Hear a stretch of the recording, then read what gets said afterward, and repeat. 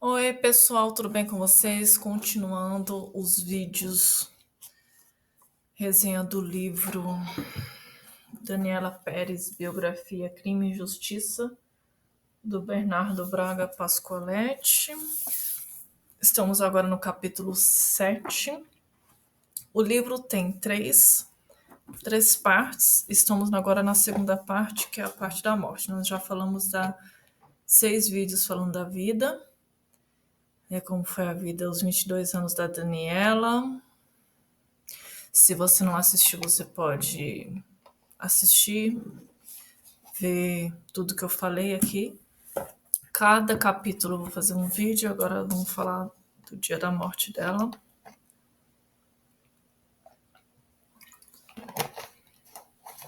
Eu não sei como é que vai ser, né? Porque até agora eu tava falando da vida e tava tudo bem. Agora eu já tô com vontade de chorar. Então vamos ver, né? Como é que vai ser esse vídeo. Espero que dê tudo certo. Então, 28 de 12 de 92 foi o dia da morte dela. Ela morreu no dia 28 de 12 de 1992. O dia da Daniela. Como é que foi o dia dela? Algumas coisas eu vou ler aqui no... Vou pegar daqui do livro. Esse dia aí também teve o... Se eu não me engano, o livro está falando do impeachment do Fernando Collor.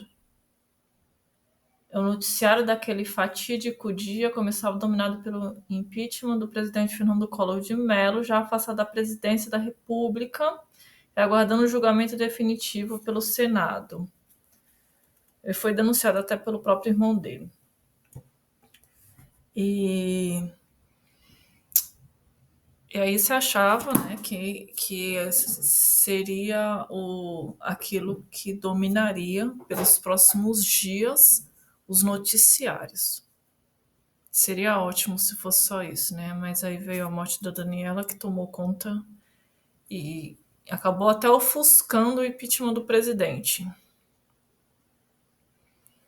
Então o dia dela foi assim, ela foi um dia, o ritual dela foi normal. Eu acredito que ele tenha conversado com a família para escrever essa parte, porque ele falou até o que ela comeu no dia. Que ela almoçou na casa da mãe dela, ela saiu de casa. E aí ela foi primeiro uma agência de veículos para tratar da compra de um Jeep da marca Suzuki que ela ia comprar, porque o carro que ela usava era do Raul. Então ela ia comprar o próprio carro. Aí depois ela passou uma agência bancária para resolver um problema no cartão de crédito. E depois ela foi para casa da mãe dela almoçar. Aí ele está dizendo aqui que ela almoçou filé de frango acompanhado de legumes e salada. E depois aí ela aproveitou para escolher algumas músicas do musical que ela estava ensaiando com o Raul, musical dela, eu falei no vídeo anterior. E aí foi embora para Taikon fazer as gravações dela. Esse foi o dia da Daniela. É importante frisar. Isso aí, se eu não me engano, eu não lembro se eu vi aqui no livro, porque eu vou reler, né? Estou relendo esse livro para fazer os vídeos. Mas se tiver aqui, eu vou falar no próximo, em algum outro vídeo.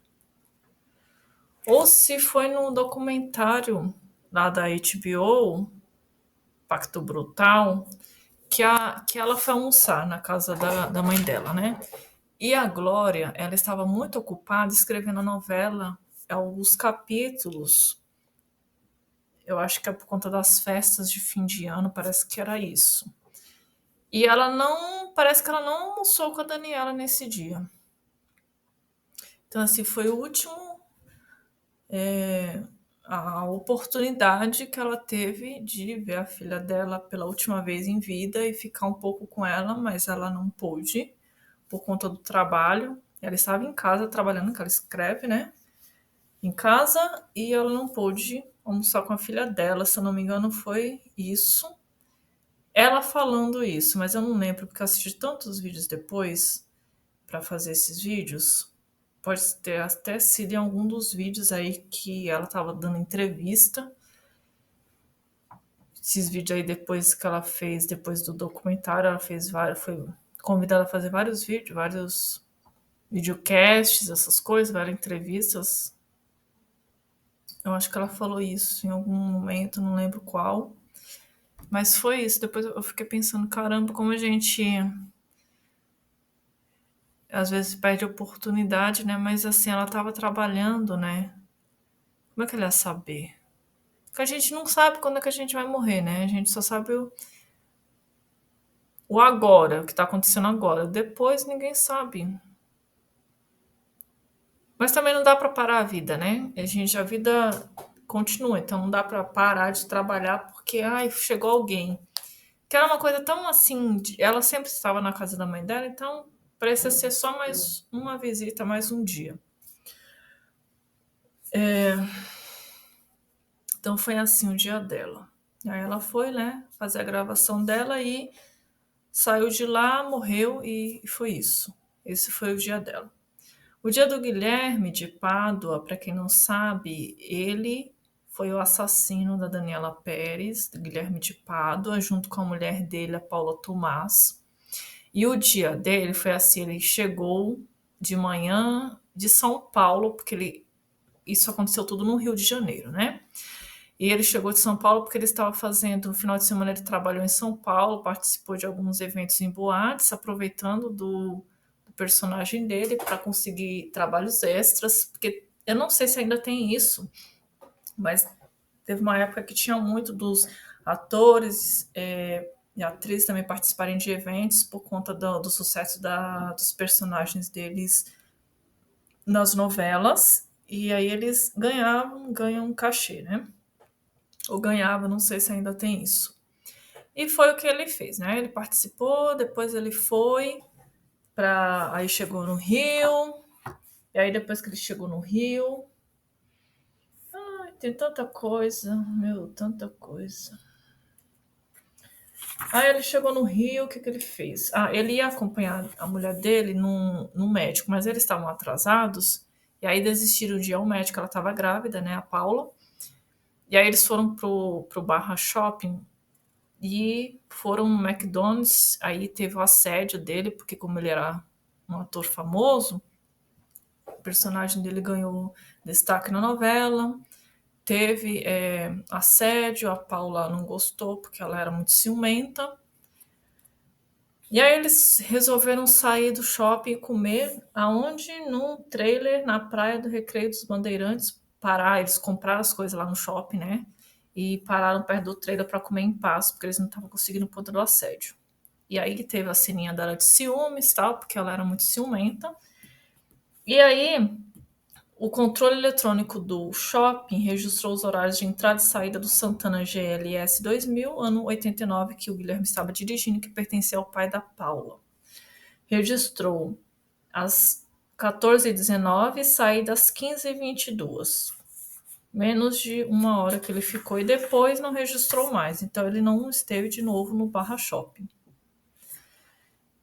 E a participação reduzida aqui foi que depois, né, de todo esse evento, ele foi para o estúdio na parte da tarde. Aí ele não se encontrou com a Daniela logo, mas ele foi lá na mecanografia pegar as cópias das cenas que ele faria. Ele levou um susto porque a participação dele na novela havia sido reduzida. A Glória explicou essa redução, porque na cabeça dele as cenas haviam sido reduzidas porque a Daniela havia reclamado dele para a mãe. Então a mãe, como retaliação, reduziu as cenas dele na novela. Na cabeça dele foi esse o motivo. Mas a Glória explicou que na verdade não foi esse o motivo, porque a Daniela nem reclamou dele. E ela não reduziu as cenas porque ela quis, não. Ela reduziu, mas eu não lembro onde é que tá aqui. Foi alguma coisa. Pediram para ela fazer isso. Eu deveria ter separado essa parte.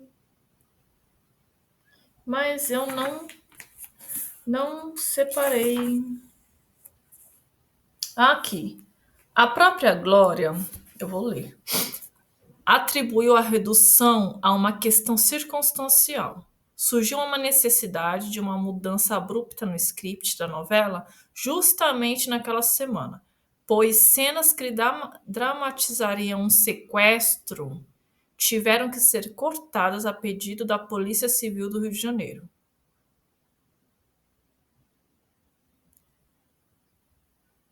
E aí, a Glória sempre relaciona isso ao motivo a motivação do assassinato naquele dia. Matou por medo de perder os holofotes. Por vingança, a personagem deixou de aparecer em um bloco e ele achou que estava sendo excluído da novela. Então, por vingança, ele matou a filha dela. É só isso. Então, foi uma questão ali logística, praticamente, né? Mas na cabeça dele foi a redução ali, estava reduzindo a participação dele na novela, da personagem dele estava perdendo espaço na novela por conta de algum motivo, provavelmente porque a Daniela havia reclamado para a mãe, mas nada a ver. Não foi esse o motivo. E aí, deixa eu ver aqui. A cena do término. Aí ele foi e gravou a cena do término. Naquele dia teve o término da Yasmin com Bira. A Yasmin, a personagem da Daniela, o Bira, a personagem do Guilherme de Pádua. E aí gravaram a cena do término, que nunca passou na novela, na televisão, porque por uma decisão da Globo, eles não passaram essa cena por conta do assassinato.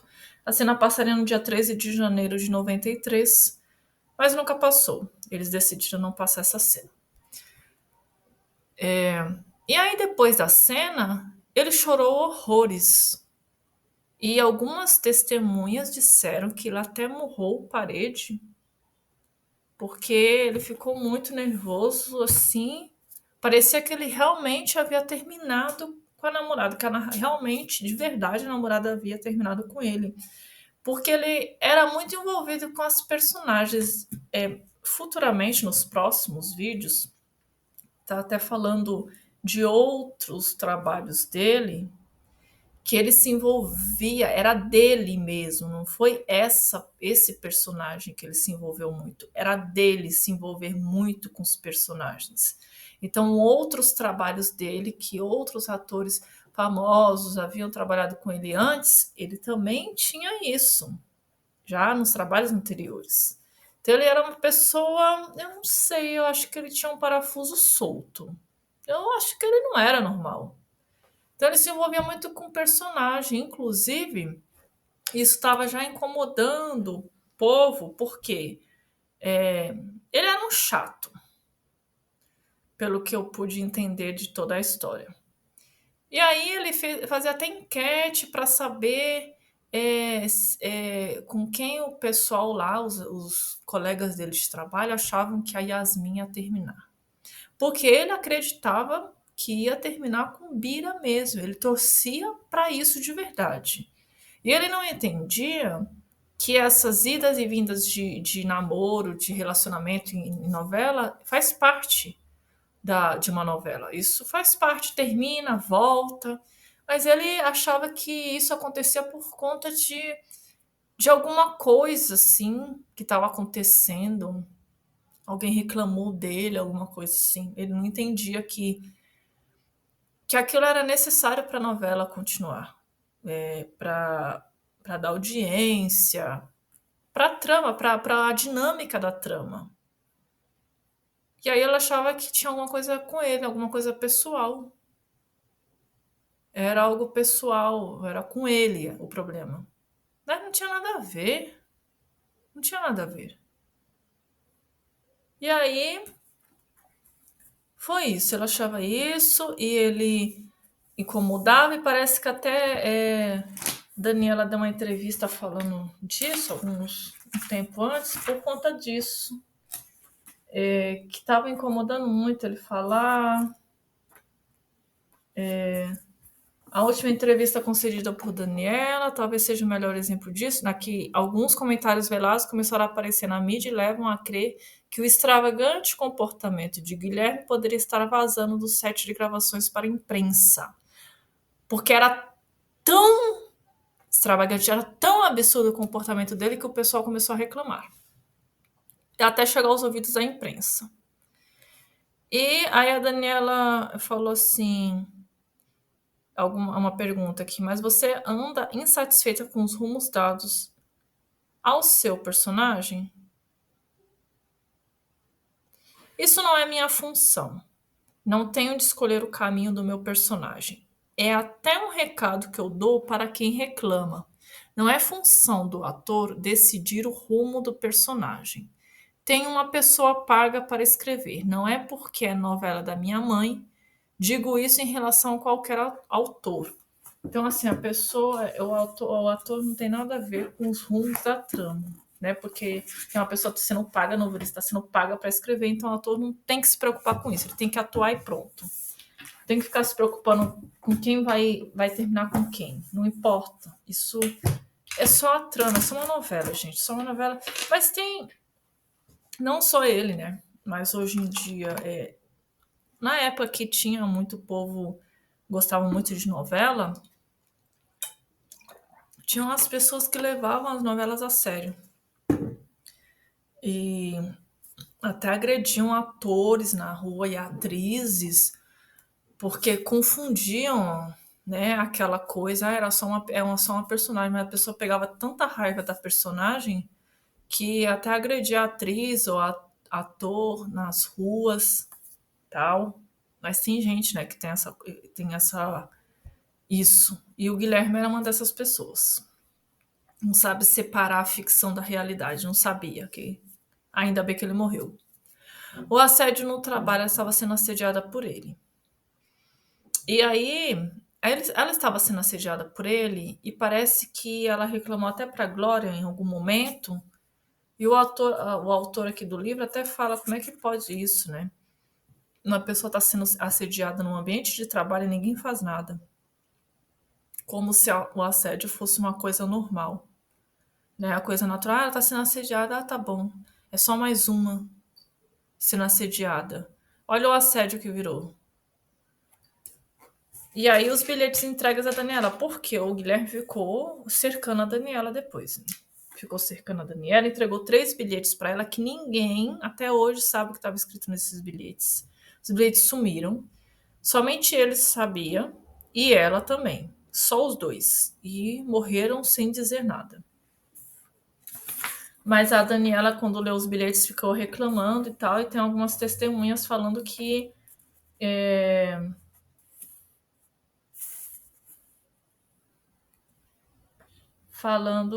que ela reclamou depois que ela deu os bilhetes. Algumas testemunhas camareira, só que trabalhava lá na novela, né? E aí, em relação ao assédio, eu queria ler aqui. Tá. Comentário com as camareiras. Aí ela comentou como alguém pode distorcer tanto uma coisa. E depois, para outra, ela deixou mais explícito. Como as pessoas podem ser assim? Querem levar o caso para um lado que não pode ser. E para uma maquiadora, ela disse que não aguentava mais. Nesse mesmo dia. Depois que ela leu os bilhetes dele, que ela não estava aguentando mais o assédio dele.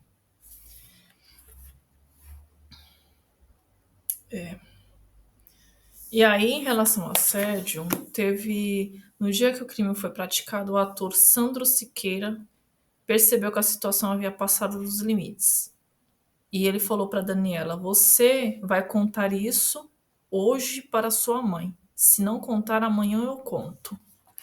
Porque o negócio estava tão sério, porque assim, ela era adulta, né? Então ela sabia o que ela estava fazendo da vida dela. Se ela estava sofrendo assédio e não reclamou, ela não quis reclamar, ela sabia o porquê que ela não quis reclamar. As pessoas não queriam se intrometer. Mas aí esse ator, que inclusive já morreu, ele disse: Mas se você vai contar, se você não contar, eu conto. Porque chega uma hora que alguém tem que fazer alguma coisa. Porque estava muito absurdo. Mas aí não teve o amanhã, porque ela, né, aconteceu o que aconteceu. Mas tem isso, né? A pessoa está sofrendo assédio, e aí cabe a ela contar, dizer, procurar ajuda.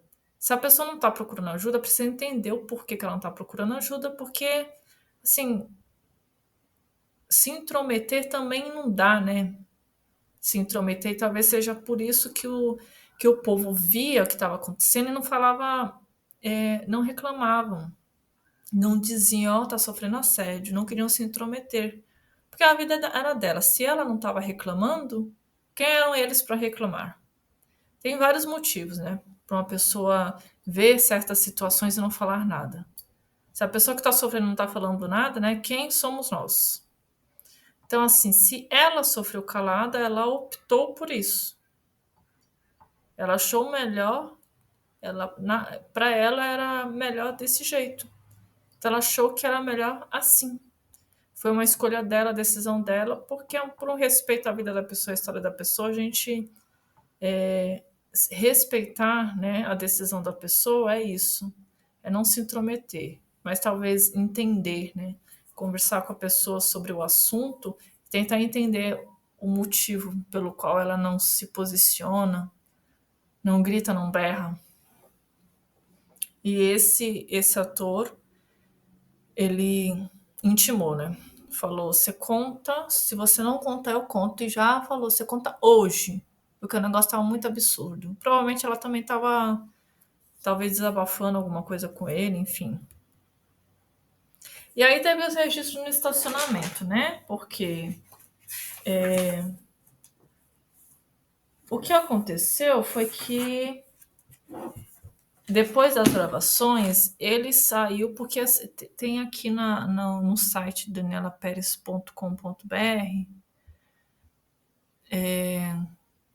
para você olhar se você quiser, a motivação, ambição, cobiça, que a Glória deixou, tá aqui.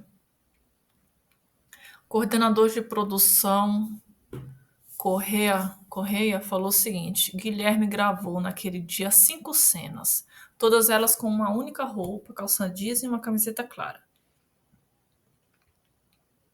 E começou gravando no cenário o quarto de Yasmin, onde teve 2 cenas, e essas gravações foram de 19h10 a 19h16. Depois dessas 2 cenas, Guilherme teve um intervalo de 11 cenas para gravar outra vez. Lembro que no final da última cena gravada, às 19h16, Guilherme me consultou sobre o seu tempo disponível. Queria saber quanto tempo teria livre para gravar outra vez. Dei a ele uma estimativa. De passagem pelo corredor, presenciei quando Guilherme pediu ao camareiro que emprestasse um relógio, porque tinha esquecido o seu naquele dia. Aí ele foi lá para Copacabana buscar Paula Tomás. Saíram do prédio munidos de um travesseiro e de um lençol para a emboscada. E o porteiro lá do prédio deles, Cesarino do Nascimento, que depôs na polícia e na justiça, disse: Paula trazia um travesseiro e um lençol de cor clara, tendo Guilherme aberto o porta-malas e colocado esses objetos no interior. Ao retornarem com o carro molhado, foi feito o procedimento inverso, isto é, abrir o porta-malas e dali retirar o travesseiro e o lençol. E aí a Glória até coloca assim uma observação que nem o travesseiro nem o lençol foram apreendidos pela polícia na época. E aí, o que acontece foi que depois que acabaram as gravações, a Daniela saiu com a Marilu Bueno, mas ela não deu carona para Marilu Bueno. E ela acompanhada do Guilherme, saiu 9h10 do estúdio. O Guilherme saiu na frente. Mas antes foi assim, quando eles saíram e terminaram de gravar, lá no estacionamento havia uns fãs que queriam tirar foto com eles. Então eles foram lá atender os fãs, tirando as fotos. Foi a última foto da Daniela. Inclusive eu vou deixar aí no vídeo a última foto dela. E aí, depois que ela tirou a foto com essas fãs, o Guilherme também tirou as fotos com essas fãs. E aí o Guilherme saiu na frente, com o carro dele. E a Daniela ia dar carona para Marilu, mas Marilu parece que não quis a carona, aconteceu alguma coisa. Depois, em algum outro vídeo, eu vou falar sobre isso, que ele vai estar explicando melhor aqui o que aconteceu, que ela saiu com a Marilu, que ela fazia a mãe dela na novela. E aí, a Marilu não rolou dela dar carona para Marilu e aí ela foi embora. Ela saiu da Taikon às 9h10. E ela passou no posto de gasolina para abastecer. E lá ela foi feita a emboscada. E as câmeras escondidas, eu coloquei aqui sobre câmeras escondidas porque eu achei assim, importante falar sobre isso, porque as câmeras escondidas, tem gente que não entende isso, né? Por que eles não usaram a câmera para ver o que aconteceu na rua? As câmeras escondidas começaram a surgir no Brasil na década de 90. E aí, eu tô aqui no Google, né? Porque eu tinha visto aqui no Google. A gente começou a estudar ultrassom. Não, mas é que eu tinha visto. Será que eu tenho histórico? Deixa eu ver aqui. Eu não vou achar. Eu tô aqui no outro, né? Aqui. Na década de 90, foram instaladas as primeiras câmeras de vigilância nos caixas 24 horas, com o objetivo de garantir a segurança das transações realizadas pelos clientes. As câmeras de segurança, desculpa, elas já existiam em outros lugares do mundo, como nos Estados Unidos, por exemplo, porque, né, sempre deixa para chegar aqui depois. E primeiro chega lá na Europa, lá para cima, depois vem para cá. Então já existia há muitos anos lá e elas começaram a chegar aqui. Foram instaladas primeiras na década de 90. Esse crime aconteceu em 92. E aí elas eram instaladas primeiro nos caixas eletrônicos, depois que elas começaram a se tornar populares por conta dos computadores, a tecnologia, o sistema de vigilância, aí foi melhorando, aí foram se popularizando, e hoje é um Big Brother, né? Mas naquela época não era assim. Então, o uso de câmeras de segurança ainda estava em fase inicial no Brasil na década de 90. Em 92, é muito provável que a presença de câmeras de segurança nas ruas fosse limitada e restrita a algumas áreas específicas, como regiões comerciais mais movimentadas, locais de maior incidência de crimes. Porque se tivesse câmeras em todos os lugares, por exemplo, no shopping, era só ter puxado a câmera e resolvido, ele não entrou de novo no shopping. E pronto. Mas não foi assim que aconteceu, foi todo um rolê nesse caso aí. A adoção em larga escala e expansão para outras áreas públicas e privadas ocorreram de maneira gradual, ao longo da década, nas décadas seguintes, agora até hoje, né, que virou Big Brother, todo lugar tem uma câmera. Mas naquela época não era assim, então a coisa era mais complicada. Por isso que ficou assim, registrou, ele entrou ou não entrou no estacionamento? Ele deixou o carro na rua ou no estacionamento? Ele esteve ou não esteve no Barra Shopping? Era só puxa a câmera aí que a gente vai ver. Não era assim, tá? Não tinham as câmeras lá. E aí a noite da Daniela foi assim, ela foi embora, e ela foi abastecer no posto de gasolina. Quando ela estava saindo do posto de gasolina, ele abordou ela no carro, né? Atravessou o carro dela e ela saiu do carro, né? Ela não deveria ter saído, mas enfim. Ela saiu do carro dela para saber o que estava acontecendo e ele deu um soco nela, ela desmaiou, ele pegou, colocou o corpo dela dentro do carro dela, pegou, entrou no volante do carro dela e levou ela para Matagal.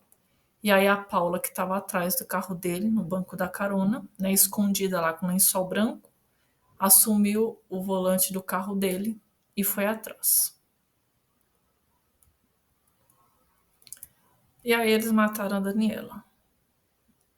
Ela morreu de acordo com a perícia às 9h30. Ela saiu às 9h10 da Taikon, morreu às 9h30. Aí teve só o tempo do estacionamento, tal, e mataram ela lá no carro. É provável que tenha sido no carro. E o corpo foi encontrado porque a polícia recebeu uma denúncia de um carro parado lá na rua, aquela rua estranha lá, e aí um policial, e ela tava lá no matagal já, e o policial foi andando assim pra trás e já trombou com o corpo e viu o corpo dela, e aí foi isso.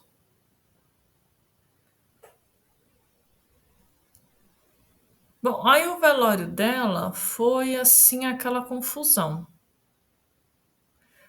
Que até a Juliana, que eu já falei dela aqui nos vídeos, que era amiga dela de escola, e a Bárbara, a prima dela, não se sentiram despedindo dela, não. Porque foi uma confusão aquele velório. Gente, foi uma confusão. Tinha muita gente, muita gente, muita gente. E não teve assim, porque quando algumas famílias, dependendo de como foi a pessoa, assim, as pessoas, o público participa, né, do velório, mas aí o enterro é particular, só fechado para os familiares. Tem isso. No da Daniela não pôde ter isso, porque o pessoal, se não deixasse eles entrar, eles iam invadir. Então, todo mundo teve o velório e levaram, e o pessoal acompanhou também o enterro. Foi um fuzuê. E aí, ela não foi um cadáver assim bonito, porque os olhos dela não conseguiram fechar os olhos dela assim totalmente. Ficou meio entreaberto, sabe? E ela tinha levado um soco, né, dele, foi bem forte, então tava com a marca do soco. Ainda tinha uma marquinha de uma cotovelada do Raul, que ela levou a cotovelada do Raul uns dias antes, acho que foi dia 26, que a Bárbara até fala em um vídeo aí que ela estava contando, conversando com a Juliana, comemorando o aniversário da Daniela. Eu vou deixar o link do vídeo na descrição, eu já deixei em outro vídeo, mas eu vou deixar de novo nesse. E ela fala que no ensaio da peça que eles estavam ensaiando, que quando ela terminava de gravar, ela saía à tarde já do estúdio e ela ia ensaiar com o Raul, ficava até de madrugada ensaiando lá com o Raul. E aí, numa das danças, ela, sem querer, ele deu uma cotovelada nela e ficou uma marca. E aí teve essa marca, teve a marca do soco e os olhos entreabertos, fora o buraco, né, no coração dela. Que dava pra colocar, parece que 2 dedos, assim, ó. Porque o pai dela tá falando em algum momento aí do livro, parece que eram 2 dedos que ele conseguia colocar assim dentro dela, do buraco que eles fizeram dentro da menina, no coração dela. 2 dedos. Imagine isso, 2 dedos assim. E foi isso. Ah, eu pulei, né? Noite de Guilherme, beleza. As versões de Guilherme. Assim, as versões, isso aí que é importante, né? Coloquei já do velório, já pulei, gente. Eu pulei uma. Pulei. É assim. Peraí. Aí tem as versões, né? Porque assim, ele foi depois que viram o corpo. Primeiro ligaram para saber se ele sabia dela. Né? A Glória ligou para saber se ele sabia alguma coisa dela. Que ela tinha sumido e não tinha aparecido, não tinha dado notícias. Estava tarde, ela não costumava fazer isso, sem avisar tal. Aí depois a polícia ligou para os atores para prestarem depoimento, mas aí ele foi lá para consolar a família e a Paula foi junto. A Paula foi com ele lá na delegacia, depois que encontraram o corpo, para consolar a família. Eles consolaram a família. Oh. Ao perceber a chegada de Guilherme, Gazola imediatamente se dirigiu a ele em busca de informações, possivelmente por já ter tomado conhecimento de que o ator havia sido a última pessoa a ver Daniela com vida. Extremamente abalado pelos fatos, Raul foi consolado pelo algoz de sua esposa, que chegou a sentir as lágrimas do marido de Daniela escorrerem por seus ombros. E aí ele falou, né, pro Raul, força, cara, força. E ainda ele falou que é uma vontade superior para explicar o terrível acontecimento que sabia ser obra exclusivamente dele mesmo e da mulher dele. Deus sabe o que faz. Gazola retribuiu o fingido apoio que recebera do algoz de sua esposa, porque ele não sabia de nada ainda. Você é um grande amigo. Olha, o Raul falou isso para ele. E aí, relatos dizem que a Paula estava enfadada e a todo momento repetia que queria ir para casa, não se atentando à gravidade daquele momento. Ela estava lá na delegacia, mas ela estava, né, estava enfadada e queria ir embora. E ele lá consolando a família, abraçou até o Raul. Foi na delegacia consolar a família. Eles estiveram na delegacia consolando a família. E enquanto ele esteve lá, ele estava se encaminhando para a delegacia, a única coisa que ele conseguia pensar era nas consequências que a tragédia poderia trazer para ele e para a mulher dele. Não estava pensando na família, no que ele tinha feito de errado, não estava arrependido. Ele estava só pensando no que aquilo poderia causar para ele e para a mulher dele.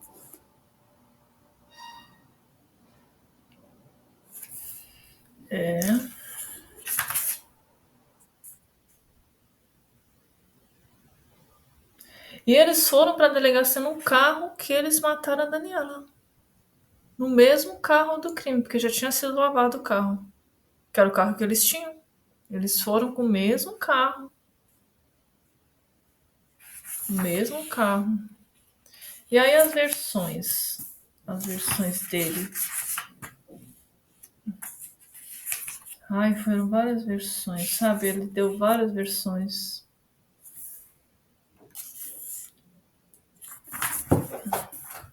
Deixa eu ver se tem aqui.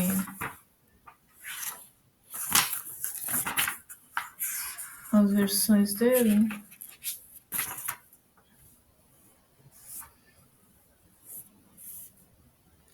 Porque ele falou que eles não assumiram o crime, né? Ele assumiu o crime.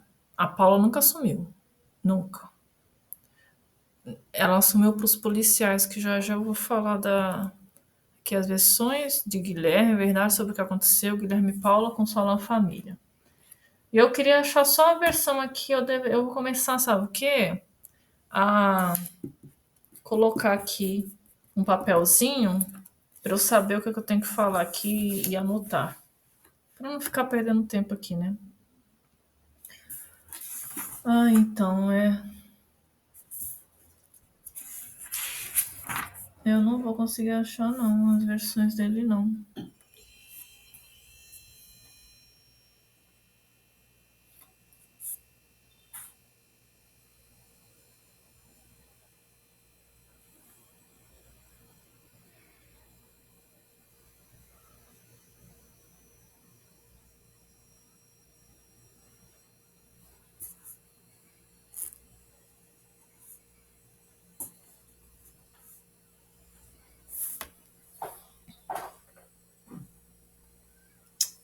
Eu não vou achar as versões.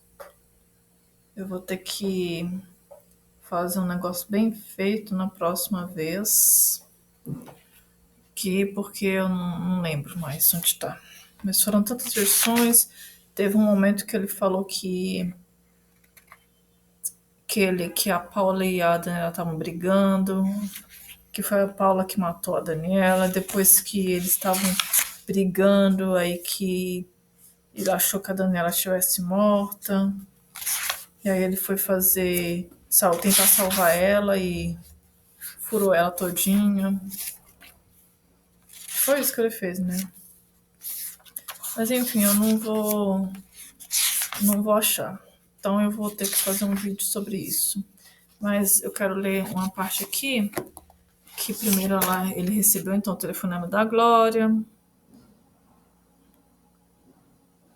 E aí a família se alvoroçou com o tempo, porque a Daniela não tinha notícia, a Daniela não chegava, e ela não tinha atraso, porque é receosa da crescente violência urbana, porque Rio de Janeiro sempre foi Rio de Janeiro, né?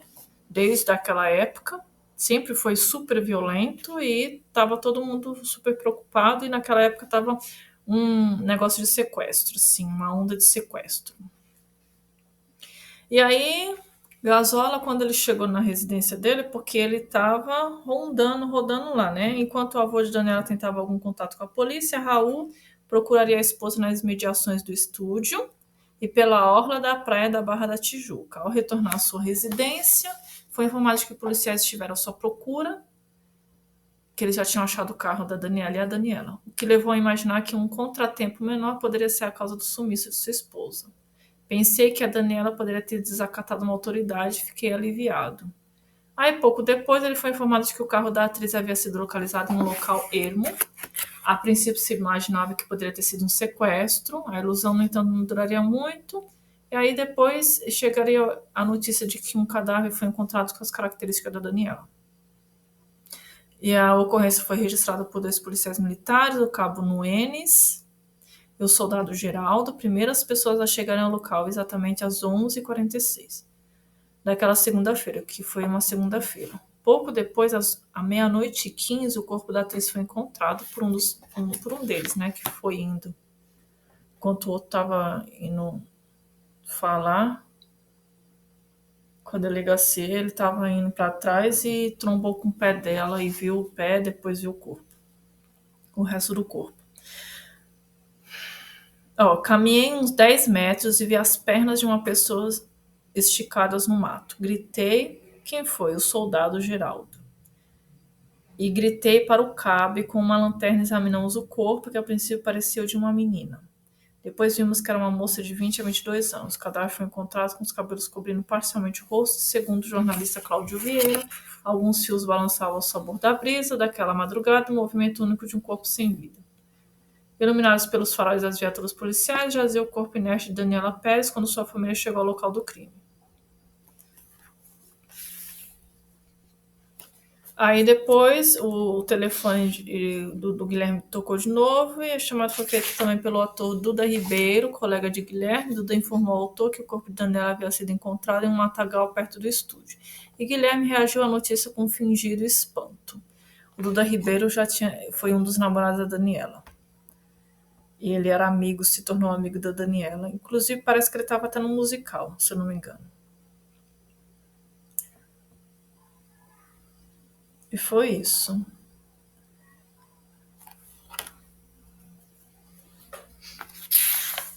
Foi assim que aconteceu.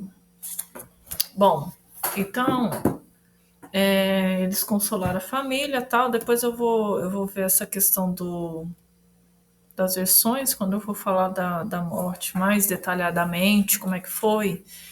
Mas a verdade sobre o que aconteceu, somente os dois sabem, né? O Guilherme e a Paula. Que a Daniela não sabe. Porque a Daniela, ela levou o soco lá no estacionamento e ela não acordou. Ela não acordou, de acordo com...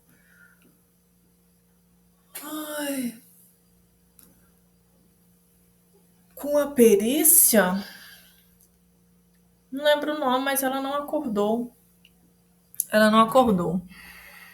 E somente o Guilherme e a Paula sabem. O Guilherme morreu, agora só a Paula, que está viva ainda, sabe o que realmente aconteceu naquela noite. Mas o Raul, ele conta o que aconteceu, porque a Paula teve um momento, depois que o Guilherme assumiu o crime, que eu vou falar em outro vídeo,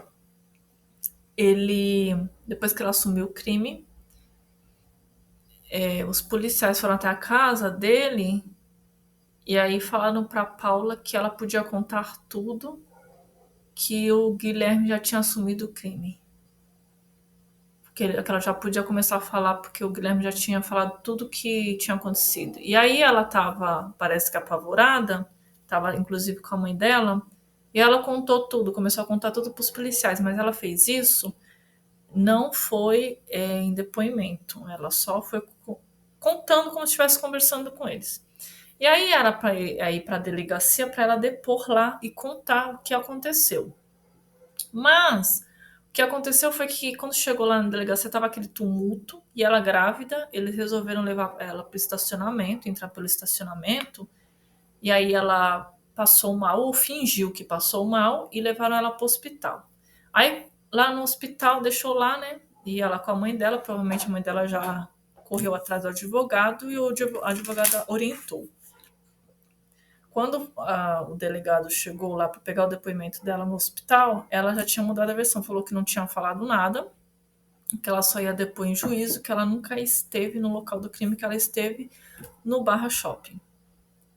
E ela falou isso até o final, até em juízo ela falou que ela manteve a versão dela que ela esteve no Barra Shopping, que ela não esteve no local do crime. Ela nunca assumiu isso.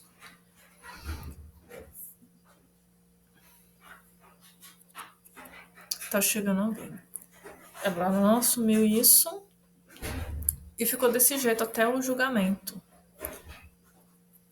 E para quem duvidou de que ela realmente esteve no local do crime, a mãe dela, depois de uns anos, foi na imprensa dizer que ela sim, que ela esteve no local do crime. Ela também esteve lá no crime, mas a filha dela não tinha feito nada. Ela falou assim: minha filha esteve sim no local do crime, mas ela não fez nada.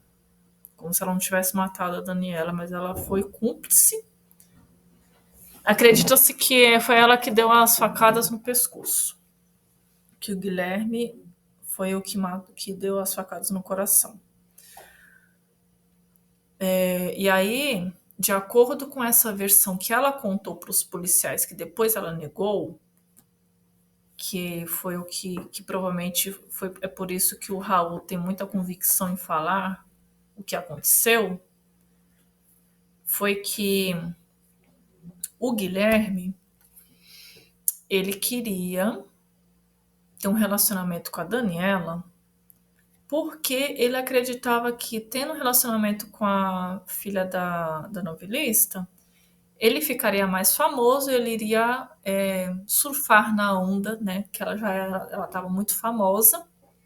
Ele ia surfar nessa onda e ia ficar muito bem na vida, né? É a ambição dele. Aí ele foi falar isso para a Paula grávida. A Paula perguntou se ele estava louco. Não, você está louco de falar isso? Eu tô grávida de você. Você tá me dizendo que vai ter um relacionamento com outra mulher? Inclusive até falam isso, que ele quando ia nos programas, ele já casado com ela. Ele nos programas perguntava se ele era casado, ele falava que ele era solteiro. Ele não respeitava nem ela. E aí ela expulsou ele de casa, porque o apartamento era dos pais dela, que deram para ela morar, né, com ele. E aí ele separou da Paula. E aí ele ficou cercando Daniela, mas a Daniela deixou bem claro que não ia para aquele lado, porque ela era casada, que não tinha nada a ver. Aí ele pensou, bom, então e agora? Eu perdi a Paula, eu tinha um apartamento, porque assim, as coisas que eles tinham eram dos pais da Paula, ele não tinha nada na vida. E aí ele tinha apartamento porque era dos pais da Paula.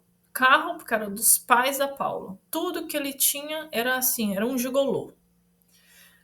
E aí o e a Daniela também não queria nada com ele, então ele tava lascado na vida, né? Aí ele resolveu voltar para Paula. Quando ele resolveu voltar para Paula, ele falou, não, ele foi lá, falou com ela, conversou para voltar, tal. E aí ele disse para ela em algum momento, ele disse, eu faço o que você quiser, se você voltar para mim, faço o que você quiser, faço o que você quiser. Ela, você faz o que eu quiser? Faço o que você quiser. Então mata a Daniela Pérez. Aí ele disse, eu mato. Foi assim. Isso aí é o que o Raul conta.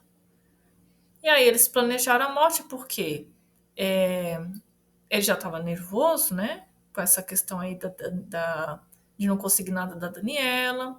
Ele estava já confundindo as bolas ali do personagem dele. ele queria aparecer mais, ele era ganancioso, não ambicioso, não é ambição. Ambição é uma coisa, ganância é outra, ele é ganancioso. E ele achou que não era o suficiente ali o que estava acontecendo ali com ele, que ele já estava famoso, ele já estava famoso. Só que ele queria mais, ganancioso. Não se contentou. E aí ele queria mais, não teve mais, ficou com raiva e foi isso. Aí a Paula ainda falou isso pra ele, ele tá, eu mato. Eles planejaram tudo, aí eu não sei o que aconteceu, como é que foi, mas depois tem a acusação, né? Tem a versão da acusação que em algum vídeo eu vou falar aí, que aí eu vou dizer como é que a acusação diz que aconteceu o crime. Mas o motivo foi esse aí. Na época, muitas pessoas acreditavam que ela teve um caso com ele porque ele falou isso. Porque ele deu várias versões do caso. E o povo acreditou. Se o cara tá dando várias versões do caso, é tudo mentira, porque se é verdade, a pessoa vai manter aquilo. Ou a pessoa é uma boa mentirosa, ou ela é uma má mentirosa, porque ele era um péssimo mentiroso. Então, toda hora que ele ia falar, ele falava uma coisa diferente. Eu não acompanhei tudo, porque depois eu não quis mais saber. E aí eu fiquei sabendo as coisas aqui pelo livro. E alguns vídeos aí que eu fui assistindo depois, aqui para fazer os vídeos. Mas a Paula era uma boa mentirosa porque ela manteve a versão dela até o final. E depois que foi desmentida pela mãe dela, e aí teve um anjo, porque nem todo crime é perfeito, não existe crime perfeito, dizem isso, né? Teve um anjo que passou na rua, um advogado que passou na rua, lá naquela rua, naquele lugar, e viu os dois carros. E voltou para pegar, anotar as placas e viu os dois dentro do carro. Esse anjo aí, ele foi assim, ele foi essencial para o caso. Ele foi essencial para o que o Guilherme já tinha dito que ele já tinha assumido o crime, o Guilherme. Só que a Paula não. E aí foi essencial para a Paula também ficar presa. Por pouco tempo, ficaram pouco tempo, mas sabemos que ela participou, que ela foi uma das assassinas. E aí, em um dos vídeos eu vou falar sobre isso aí, desse anjo. Eu vou fazer um vídeo mais detalhado sobre a morte e tal, assim. Vou sentar para fazer bonitinho. Eu acho que até acabar a segunda parte aqui do livro, deixa eu ver assim, a segunda parte é o julgamento até, eu acho. Segunda parte até o julgamento, isso. Aí depois, a terceira parte depois do julgamento. Em algum momento eu vou fazer um vídeo assim mais completinho, porque eu fiquei perdendo meu tempo aqui, né, procurando várias versões dele. Vou estudar um pouco mais para mostrar algumas versões que ele passou do crime, que não tem nada a ver, todas mentirosas, todas. A Daniela nem esteve em pé no local do crime, tá? Ela foi arrastada. Ela chegou morta no local do crime. Por mais que tenha um ou outro que fale não, que mataram ela lá no local do crime, mas não, ela morreu antes, ela morreu no carro. Eles mataram ela no carro. É o que eu acredito também. E aí depois vamos falando, né? E aí teve a música aí, Wishing on a Star. Eu acho que é assim que fala. Que fez bastante sucesso com a música que quem viveu essa época aí, quando escuta essa música, lembra imediatamente da Daniela, porque a música era da personagem Yasmin, só que ela, depois de que aconteceu essa situação aí, a música se desprendeu da personagem Yasmin e se atrelou a Daniela Pérez. Então não tem como não lembrar da Daniela quando se escuta essa música. Eu nem gosto de escutar essa música. Estava escutando ela agora há pouco, para entrar aqui no clima. Como se eu já não estivesse no clima, né? No clima da morte. Deixei até aqui nos slides, assim, uma cor cinza, né? E aí eu deixei a foto dela. Alguns podem até se incomodar com essa imagem aí dela morta, mas eu não incomodo essa imagem porque a Glória usa essa imagem e a família não se incomoda em mostrar essa imagem, eles se incomodam mais em ver a imagem dela com ele, com o assassino, que as revistas colocaram na época, do que a imagem dela morta. Inclusive tem até no site lá, na parte falando da morte, a Glória deixou essa imagem aí, que foi de lá que eu tirei. Do site, danielaperes.com.br. E eu vou pegar algumas coisas lá também do site para trazer aqui para os próximos vídeos. Até, e falando assim um pouquinho mais pouco do assédio, Carla Daniel, uma atriz, ela até falou que, eu vou ler aqui, a atriz Carla Daniel, vou ler do site. A atriz Carla Daniel, em declaração constante do processo, conta que ligou para Guilherme de Pádua na madrugada do crime para avisá-lo do que tinha acontecido e houve como resposta. E agora, como é que fica a gravação de amanhã e o roteiro? Ele estava preocupado com a gravação. Aí ela diz: fiquei indignada ao ouvir tal resposta, reclamei pelo absurdo de dizer aquilo, respirei fundo e perguntei se ele iria na 16ª DP e ele confirmou. Aí Carla fala também de como Daniela vinha tentando fugir do cerco de Guilherme de Pádua. Quero ressaltar que 10 dias antes do trágico ocorrido do assassinato, vi Daniela entrar no carro da atriz Juliana Teixeira pedindo para irem logo embora e que não desse carona para o Guilherme, porque ela não aguentava mais ele ficar alugando o ouvido dela o tempo todo.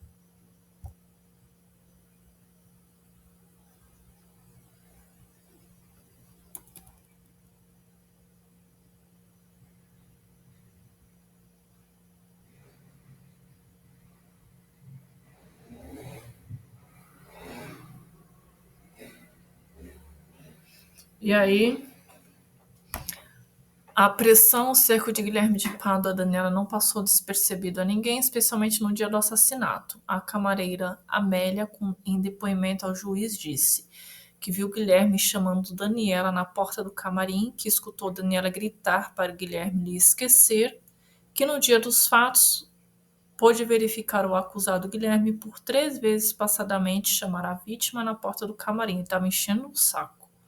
Que no dia do fato, e somente nesse dia, ouviu Daniela comentar com Dona Marilu, a Marilu Bueno, que o réu Guilherme estaria lhe perseguindo. Aí o maquiador Guilherme Pereira disse, percebendo o declarante que Daniela saiu irritada de perto de Guilherme, levantando os braços com certa irritação.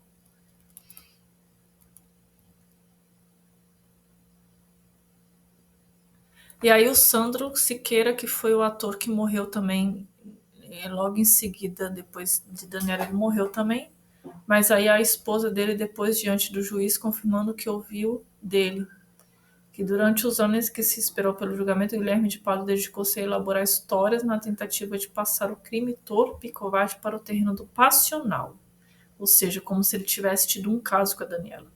E assim beneficiar-se das atenuantes previstas pela lei. Falou demais e explicou de menos. Aí ela deixa aqui até uma entrevista que ele deu, depois eu vou ouvir tudo e ver. Enfim, para fazer um vídeo só sobre essa questão aí. E é isso, eu espero que você continue aqui comigo, assistindo a esses vídeos das resenhas desse livro. E não esqueça de inscrever-se no canal para receber e ativar o sininho aí para receber informações dos próximos vídeos. E até a próxima. Tchau!